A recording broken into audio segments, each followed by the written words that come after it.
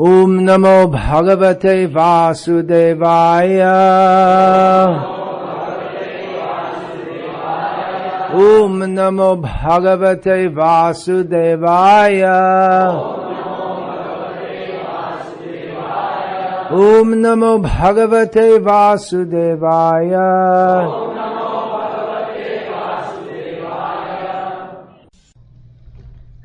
Srimad Bhagavatam, Canto 1, Chapter 2, Text 10, translation and commentary by His Divine Grace, A.C. Bhaktivedanta Swami Prabhupada. Kamasya nindriya pritir labho jiveta yavata jivasya tattva jijñāsa narto yasceha karmavihi. Life's desires should never be directed towards sense gratification. One should desire only a healthy life or self-preservation, since a human being is meant for inquiry about the absolute truth. Nothing else should be the goal of one's works. Purport: the completely bewildered material civilization is wrongly directed towards the fulfillment of desires in sense gratification. In such civilization, in all spheres of life, the ultimate end is sense gratification. In politics, social service, altruism, philanthropy, and ultimately in religion or even in salvation, the very same tint of sense gratification is ever increasingly predominant. In the political field, the leaders of men fight with one another to fulfill their personal sense gratification. The voters adore the so-called leaders only when they promise sense gratification. As soon as the voters are dissatisfied in their own sense gratification, they dethrone the leaders. The leaders must always disappoint the voters by not satisfying their senses. The same is applicable in all other fields. No one is serious about the problems of life. Even those who are on the path of salvation desire to become one with the absolute truth and desire to commit spiritual suicide for sense gratification. But the Bhagavatam says that one should not live for sense gratification. One should satisfy the senses only in so much as required for self-preservation and not for sense gratification. Because the body is made of senses which also require a certain amount of satisfaction. There are regulative directions for satisfaction of such senses. But the senses are not meant for unrestricted enjoyment. For example, marriage or the combination of a man with a woman is necessary for progeny, but it is not meant for sense enjoyment. In the absence of voluntary restraint, there is propaganda for family planning, but foolish men do not know that family planning is automatically executed as soon as there is search after the absolute truth.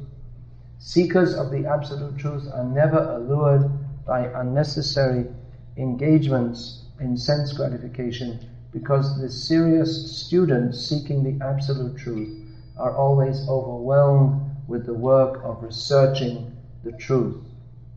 In every sphere of life, therefore, the ultimate end must be seeking after the absolute truth, and that sort of engagement will make one happy because he will be less engaged in varieties of sense gratification. And what that absolute truth is explained as follows. In this purport, Srila Prabhupada repeatedly refers to sense gratification. This is a term which I believe Srila Prabhupada introduced to the English language. I don't believe it was there previously. He introduced several, such as the three modes of material nature, the Supreme Personality of Godhead. Maybe he didn't introduce them. They might have been formulated in the English, for the English publications of the Gauriya Math before he came to the West, but certainly he popularized them or made them available. Such terms are needed. There are no such terms even in the English language.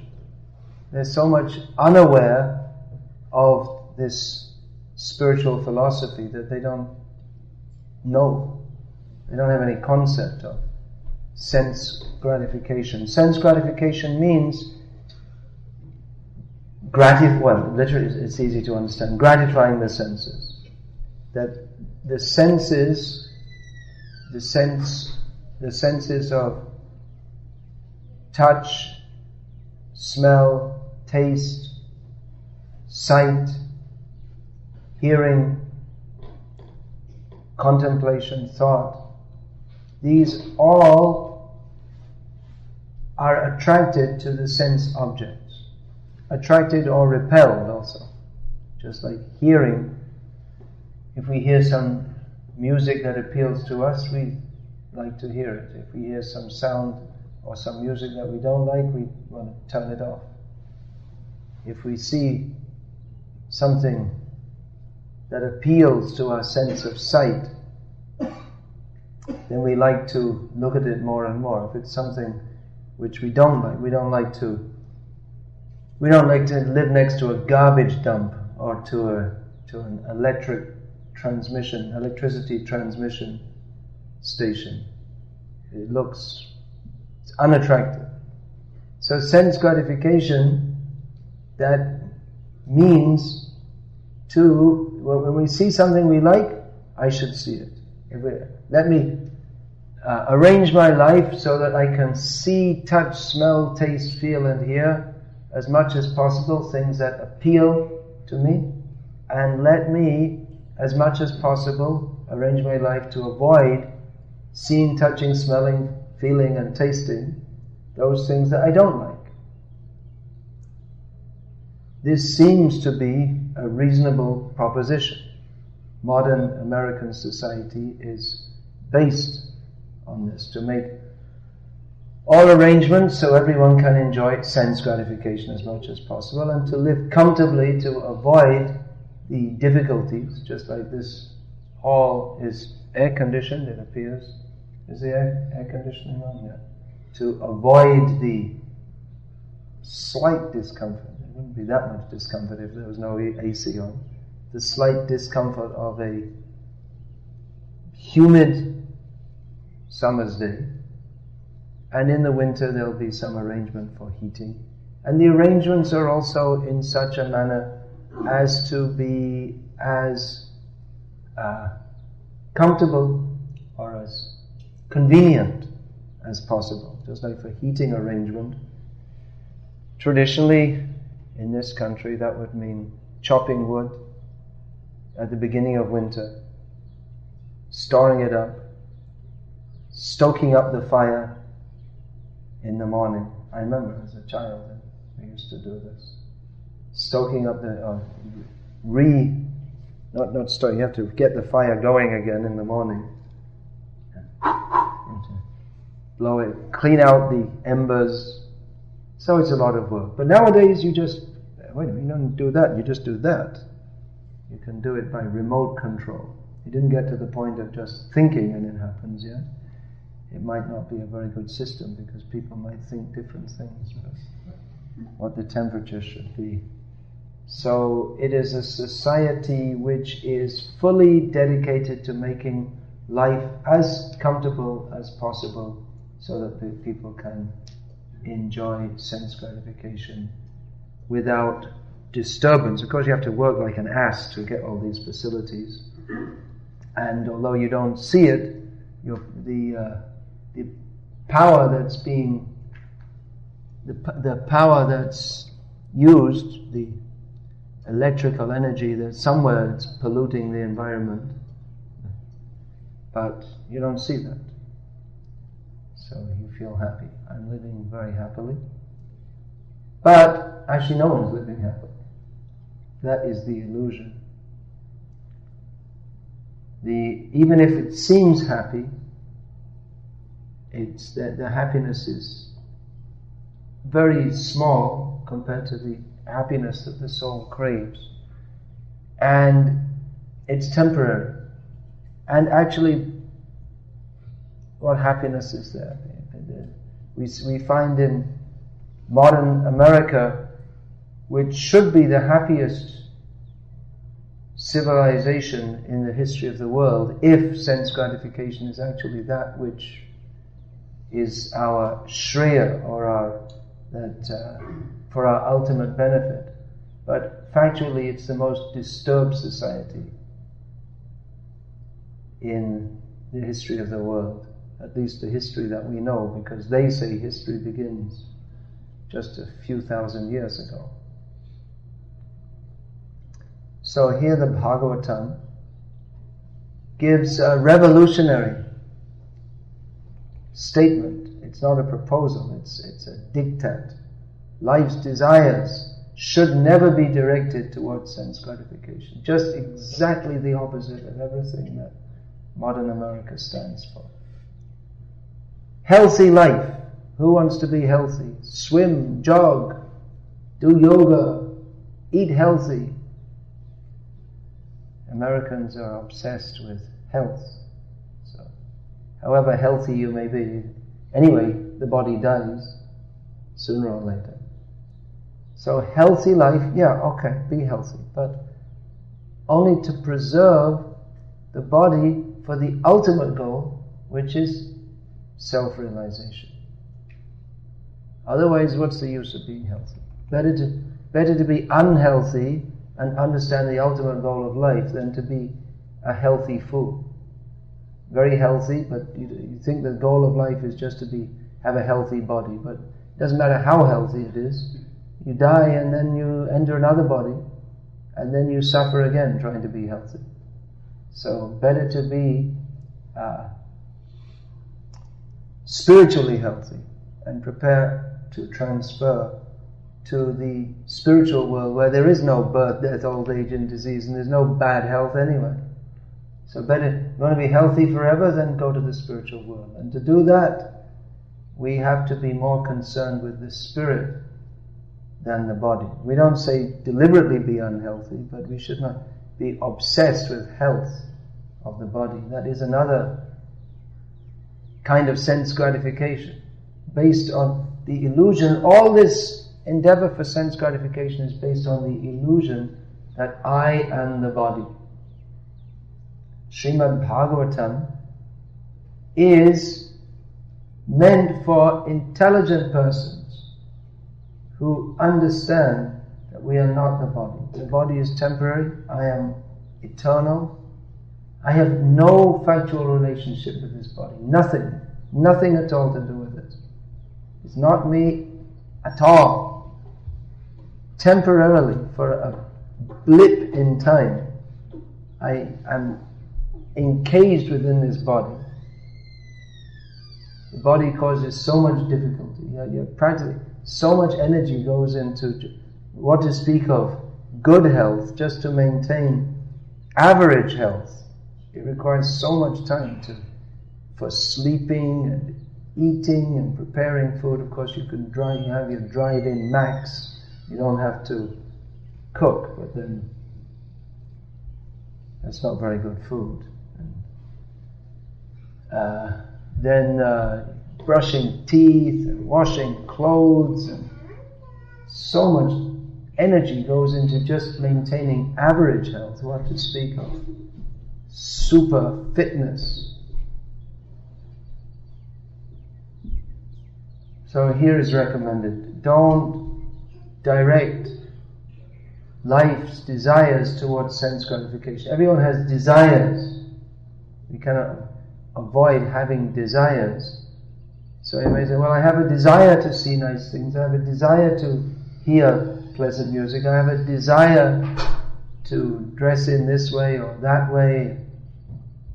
I have so many desires, but Srimad Bhagavatam teaches us to desire that which is for our ultimate benefit, because we are in a foolish state. Although we think we're very intelligent, we've produced space rockets and computers and super highways, but all this requires intelligence to develop, but all the intelligence is misused because it's based on an unintelligent premise. The very premise at the beginning is unintelligent, that we shall be happy by having all these things, that life's goal is simply to have all these things. Now that is foolishness. if we consider life is so short, then is there nothing beyond this? Tattva jijñāsa, jivasya tattva jijñāsa. This is stated in this verse. Life is meant for inquiring into the absolute truth. What is the purpose of life? Without that, everything else is meaningless. However much super highways you have and super armies you have and super computers you have, everything's meaningless. In the previous purport, Srila Prabhupada has talked about the cage. We're caged in this body. We think it's me. We're entrapped by the illusion of thinking the body is me, and without higher knowledge we think that engagement of the senses in sense gratification is the goal of life. But again, it's unintelligent. It's like a child. He has desires, but he doesn't know that to restrict our desires and channel them in the proper way. Just like if a child, you have to watch them all the time because they desire to do so many things. A young child desires to do so many things that are harmful. He'll drink the toilet cleaner and put his hands in the electric plug or want to touch the heater when it's on. It looks attractive, and if you try to stop them drinking bleach, they'll cry. But they should be restricted, and gradually they can become more intelligent to learn that drinking toilet cleaner or bleach is not good for the body. But they don't go beyond that level. They don't learn that sense gratification is not good for the soul. So Srimad Bhagavatam is meant for establishing this understanding in human society, or at least in the consciousness of those individuals who are intelligent enough and fortunate enough to accept it, that human life especially is not meant for sense gratification. It is meant for inquiry into the absolute truth. And that inquiry means a serious inquiry. People are very serious about sense gratification. They dedicate their whole lives. Their whole life is dedicated to working hard to get money so that you can enjoy sense gratification. But here, the Bhagavatam recommends, be serious about self-realization. This life is temporary. You won't live long in this body, but we continue to live after the body has dropped down dead, which it shall do very soon. Even the young, we have all age groups here. We have young boys who are very active. They like to run around. What is your name? Aditya. How old? 4. Now he's 4. So only 4 years. We think only 4 years passed. But 4 years have gone, and it all adds up gradually. How old are you? 52. 52, yeah. Remember when you were that age? When we were that age, we couldn't, I'm about the same age, so we couldn't imagine. I remember when I was like 6, I couldn't imagine, what's it like to be 10 years old? It seems like, such a big leap in time. But now, having passed a few years, we can look forward, maybe, to another 10 years, and that's about it. And it seems increasingly close, especially when we find so many of our friends passing on. It's going on in our ISKCON now, that so many of our godbrothers are just passing on, passing away. So, by doing so, they also help us to realize that, well, my time's coming soon. Actually, it's soon for all of us.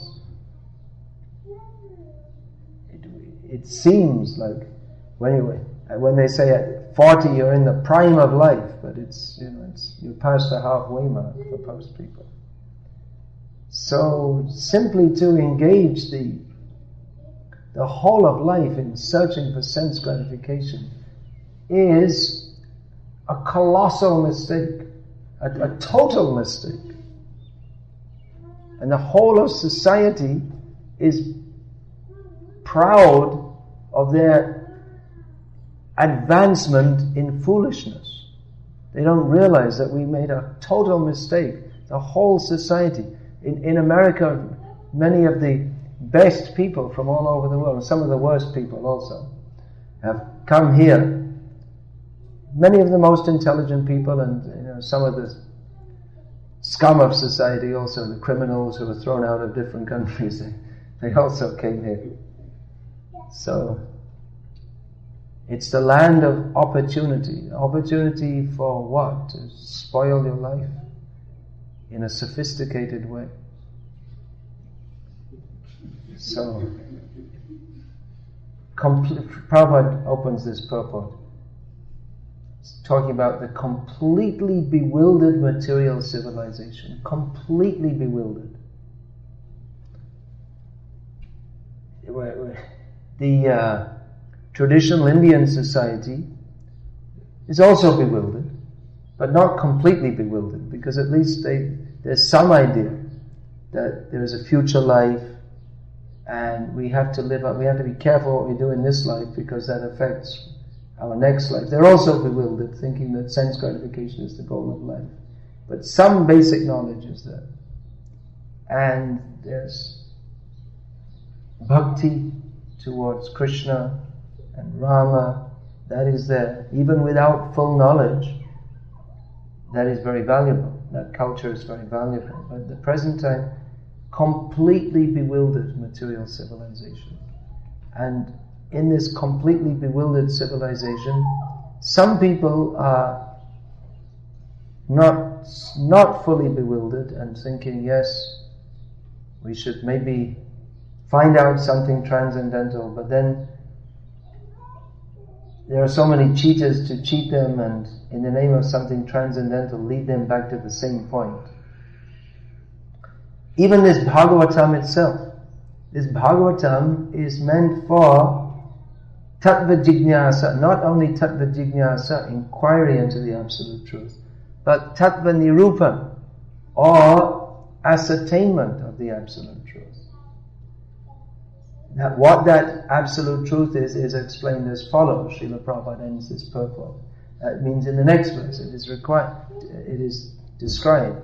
Vadanti tattva vidas tattvam yad jnanavadvayam brahmeti paramatmeti bhagavaniti shakti. The absolute truth, the tattva, the param tattva, is described in three ways. That one indivisible absolute truth is perceived in the beginning manner as the impersonal absolute, and at a more advanced stage as the Paramatma, the super soul in everyone's heart. And those who are in full knowledge of the absolute truth perceive the absolute truth as Bhagavan, the supreme personality of Godhead. So this Bhagavatam is meant for delineation of the supreme absolute truth, personality of Godhead, and our relationship with Him. But in the name of Bhagavatam, mostly what goes on in India and now all over the world in the name of Bhagavatam recitation is just sense gratification, pious sense gratification. You won't find any professional Bhagavatam speakers, those who they recite the Bhagavatam regularly to audiences, those who are professionals, those who do it to maintain themselves for sense gratification, pious sense gratification. They're not meat eaters, those who recite the Bhagavatam in a professional manner. But they'll never say this verse. You'll never hear them talk like this. You'll never hear them speak the message of Bhagavatam that we should give up sense gratification. Rather, they'll promise that you listen to the Bhagavatam and you'll get blessed by God for sense gratification. Be good. Don't have sinful sense gratification. They neither practice themselves sinful sense gratification, nor recommend others to do so, apart from a little tea or coffee. But that's also sinful, but not grossly sinful. We can't say that drinking tea is on a par with eating beef on the sin scale. It's on the mild sin scale, but it's not the same as one who eats beef has to suffer in hell for as many thousands of years as each hair on the cow's body.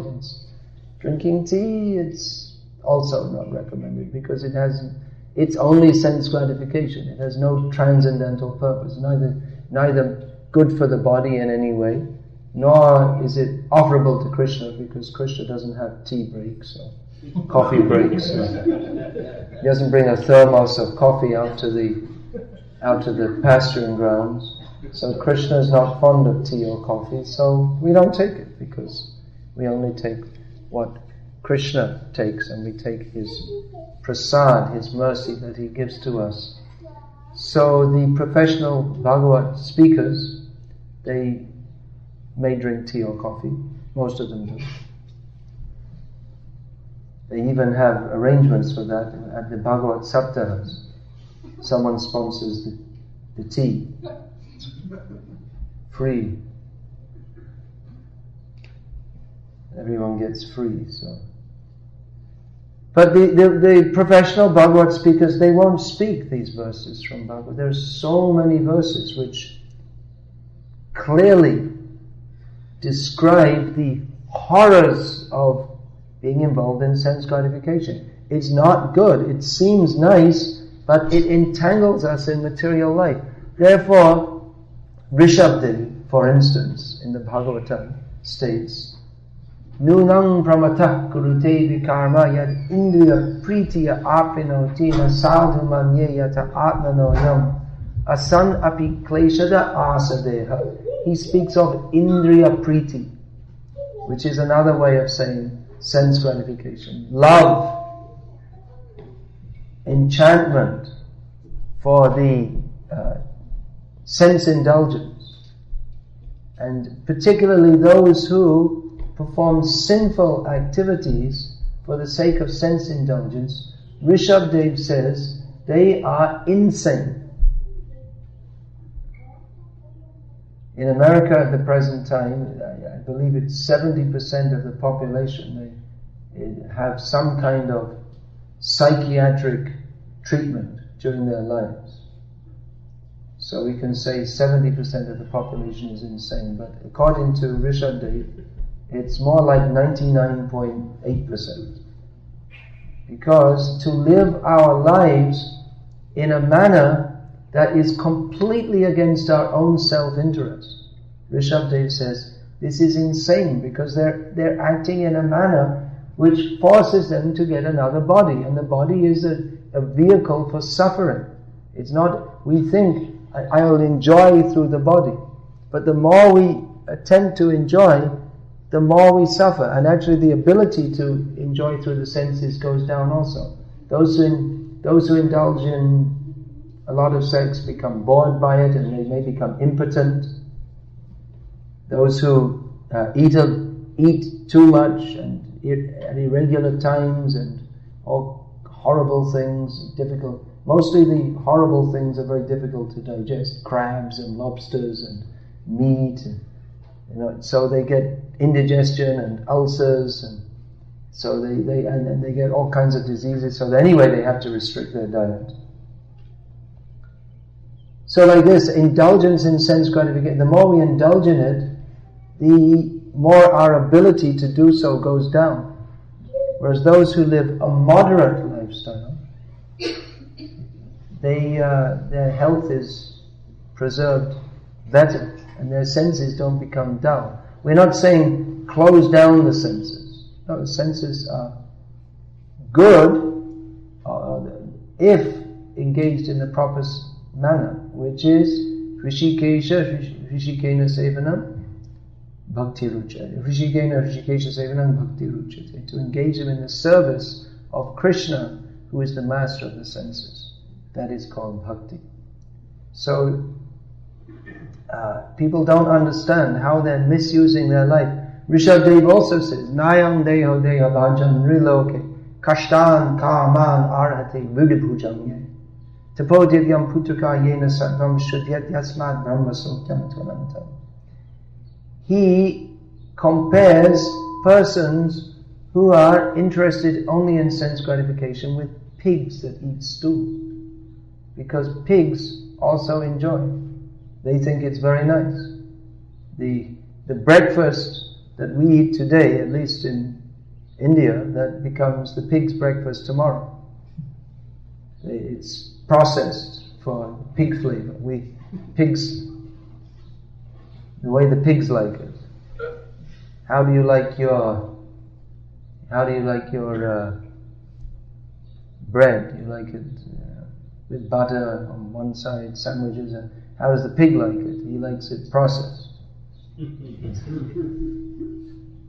Just like we take milk from the cow processes the grass and we take milk. So we process the cow processes the milk for us to take, and we process for the pig to take. And then people eat the pigs also.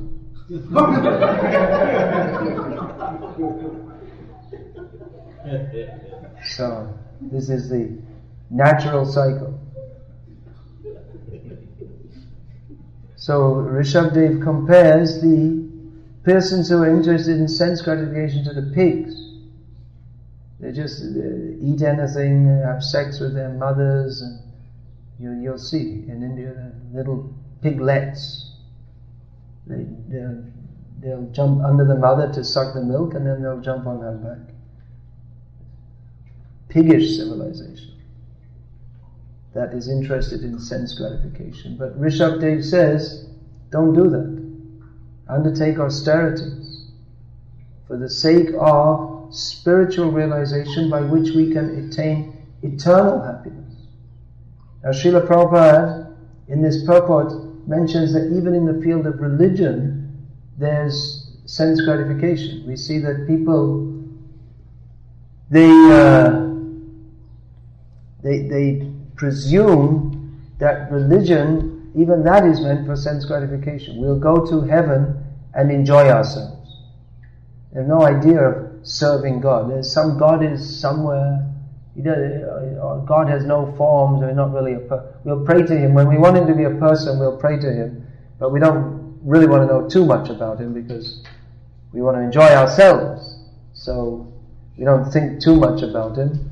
And probably doesn't have any form anyway.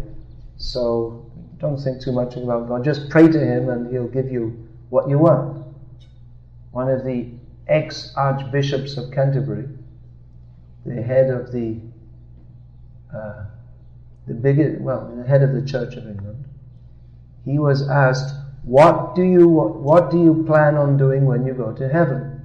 They presumed he was going to heaven, although according to Vedic understanding, he was going in the opposite direction, because he's another meat eater. And meat eaters don't go to heaven. So he said, I'll spend the first 100 years glorifying God and the rest of eternity enjoying myself. And this is supposed to be a spiritual, religious leader. The religious leader of millions of people. Ignorant, fool, highly respected, religious, ignorant fool. Such people are dangerous. They shouldn't be allowed to be spiritual leaders. Just like someone who doesn't know how to drive shouldn't be allowed to drive. Someone who doesn't know what they're talking about shouldn't be allowed to teach. If you go in the university, you should have a professor who knows the subject. Someone who bluffs that I'm a doctor, and then later on they find out he's not a doctor at all. He's got some bluff certificates. Such a person will be put in prison. He's antisocial. So someone who doesn't know the science of God and who teaches it. Even they talk sometimes about this Hare Krishna movement being a cult or a sect. But I would say what they call the mainstream religions, they're a cult or a sect in as much as they're dangerous. They dangerously mislead people by presenting, they don't actually have any spiritual knowledge, and they present what they think is right, based on misinterpretations of the Bible. The Bible itself is all screwed up because it's not the original teachings of Jesus anyway. And, it's just centuries of ignorance. And because it's a long established ignorant tradition, they call it a bona fide religion. But what is bona fide? That which gives us actual knowledge of God and our relationship with Him. But they have no idea. They have, in the name of religion, they have no idea actually who is God. And they're so much devoid of any idea that they think that it's up to the individual to imagine whatever you like God to be. It's so far away from any real knowledge of God. And therefore, because they don't have knowledge of, they don't even know that He's the supreme enjoyer, that we are meant for His enjoyment. They think that even God is meant for our enjoyment. There's not that much difference between the atheist and the theist, because both think that the goal of life is sense gratification. Only the theist, so-called theist, because they don't really know who God is, but the so-called theist thinks that we get sense gratification by praying to God. And the other one says, forget God, there's no God. That's all. There's not. Their basic goal of life is the same. I, me, and mine. I am interested in my sense gratification. They don't understand that we are not the center of the universe. That Bhagavan, God, He is the center of everything, and everything is meant for His enjoyment. But His enjoyment is of a different category of that which we perceive as being for our enjoyment. His senses are not impure. They're not based on His any impure, exploited tendency. Our sense gratificatory tendency is based on exploiting others. But His sense gratificatory tendency, His desire to enjoy Himself, means He's fully able to reciprocate with all of His servants, and they become fully happy by serving Him. Bhavanta mehivanu charam nirantara prashanta nishesha. What is that? Bhavanta nishesha. Manoratantaram. No, I forgot the verse. But Yamuna Acharya says, Kadahame aikantika nitya kinkara praharshi yashyami sanata jivitam. He says that when will I be fully satisfied and happy by taking shelter of you, Krishna? That is the position of actual happiness. Beyond the platform of manorat, of simply imagined happiness. This Prahlad Maharaj speaks of that also. Shuti Sukh. Happiness in this material world is something we hear of and we imagine it to be happiness. Just like the happiness of drinking Coca-Cola is something that is advertised. We hear about it. We're informed of the happiness of drinking Coca-Cola. But there's no actual happiness in there. You can drink Coca-Cola all day and night, and you'll never find there's not one drop of happiness in there. It's just imagined. So it's like that with every form of sense gratification. We presume that there's happiness there, but there's no actual happiness, because the body is not the vehicle of happiness. The material body is a vehicle of distress more than happiness, or what we conceive of as happiness. Nice food, nice things to look at, nice house, but it doesn't satisfy the soul. So Bhagavan, He is the reservoir of actual happiness, and our actual happiness is in relationship to Him. Srimad Bhagavatam gives us knowledge of Him, how we can understand Him as much as our highly limited intelligence can do so. By material intelligence, we cannot understand it. Material intelligence means the intelligence that is polluted by the concept of myself being most important. And spiritual intelligence means to understand and accept that my importance, whatever importance I may have, that is only due to my relationship with Bhagavan, with the Supreme Personality of Godhead. I have no intrinsic importance, but because He loves me, then I should try to please Him. Otherwise there's no point in existence. So Srimad Bhagavatam gives us factual knowledge of God. Due to lack of knowledge of God, so many wrong ideas are there in human society about God. There is no God. There was a God, but He died. Or God has no form, or He has many forms, which comes to the same, everything is God. Many forms, yes, He has many forms, but that doesn't mean that every form is Bhagavan. Or they misunderstand, they'll take some demigod to be God, to be the Supreme Personality of Godhead.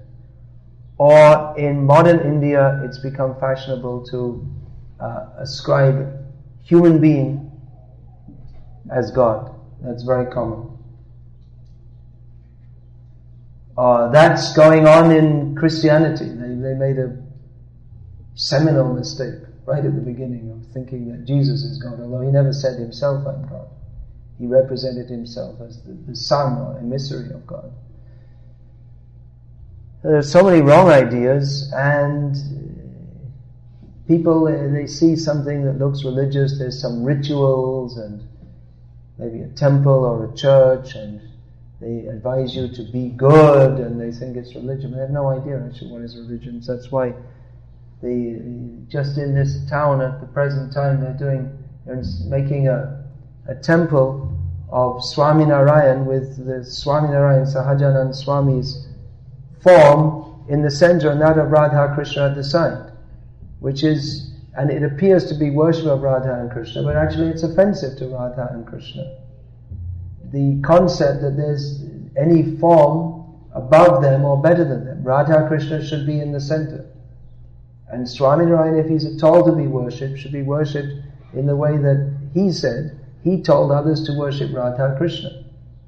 So that should be done. He can be worshipped as a devotee, but to say that he himself is God is blasphemy. Yastu Narayanam Devam Brahmarudram Daivitan Samatvaineva Viksheta Sapashandi Bhavedruvam. One who thinks that even Brahma or Shiva, what to speak of minor gods, what to speak of human beings, are on the same level as Narayana, is actually an atheist. So to say that all gods are the same, we respect all the gods, that's incorrect. That's not bhakti. Maybe I have bhakti for all of them. We can have bhakti for Shiva and Durga, understanding their position. If we understand their position, that they are servants of the Supreme Lord Narayana, we can offer them suitable respect. That is suitable respect. But to say that they're on the same level as Narayana, who is the Supreme Personality of Godhead, that is offensive to Narayana. If there's a chauffeur driving the president, and they both get out of the car, and we offer the same respect to the chauffeur as the president of the country, then that's a mistake. We don't know. We don't know which one's the chauffeur and which one's the president, so we didn't see them, and so we don't want to make any mistakes, so we give them both a 21-gun salute, and the guy's just a driver. He becomes important because he's the driver of the president, but that's all. He's not important in his own right. So all the demigods, they're important because they're representative, or they're servants of the Supreme Lord. That's how they're important, but they're never as important as the Supreme Lord Himself. But because we don't know, we make so many mistakes. So spiritual knowledge is required. Another bogus thing, very prominent in America at the present time, is that just feeling that we're spiritual and we just feel spiritual. This is another nonsense. Feel? What feeling? We should know what is our relationship with the Supreme Lord. we presume that I'm pure and therefore my feelings are pure. But it all ends up in the same thing, sense gratification. It all comes to the same end.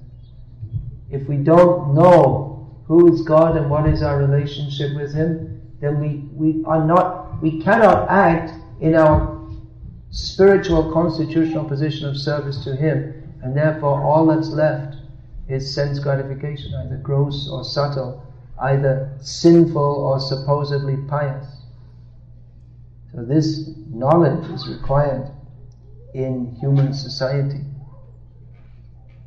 At least you can take it and try to distribute it also.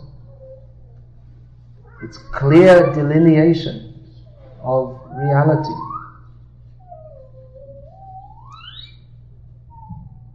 So please accept it. And don't indulge in sense gratification more than is required. We require food, clothing, shelter. Roti kapra makan, as it said in Hindi. And not anything more. Most people, due to lack of control of this of the senses, they also require sexual indulgence. So then you require a lot more once the family arrangement should be there. That's the religious way of regulating sex indulgence. So then responsibility is to be taken in family life. But that should also, family life should be directed towards self-realization, not towards simply indulgence of the senses. Why there's so much breakdown of the family in modern America? Well, at least previously there was some religious idea that there's a religious responsibility. You're married in the name of God. But now it's just based on, well, I like you, you like me, but that can change. Now I don't like you. So, okay, get divorced. Try again. It never works. The basis is wrong. The idea that we've come together just to enjoy ourselves, but where's the enjoyment? There's always so much distress, and there's always the idea that we'll be happier in another relationship. So there's not even basic religious responsibility is there. So therefore people are suffering so much for lack of proper knowledge.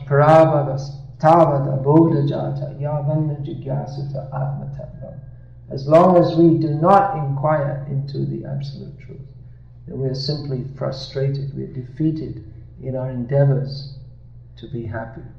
So we say, be happy. Everyone should be happy, but we should know how to be happy. That tendency is there, that inherent proclivity is there within every living being to want to be happy. The plant grows toward the light. Even in such covered consciousness of that of the jiva, the living being in the form of a plant, he's trying to get the light which he feels is better for his nourishment and sustenance. So that tendency is there to want to be happy. But considering that happiness can be achieved through sense enjoyment is a mistake. If you have more money, then you can buy more kinds of cosmetics and have a bigger house and a bigger car or cars and go on holiday to suffer with another bunch of holiday makers at a further away, more prestigious destination. But that's not happiness. Happiness is the natural result of serving Krishna without any personal motive. And nothing else can give happiness. This is described in Srimad Bhagavatam. So be happy. Everyone be happy. But we should know that happiness is impossible to achieve by any other means than that of surrender to Krishna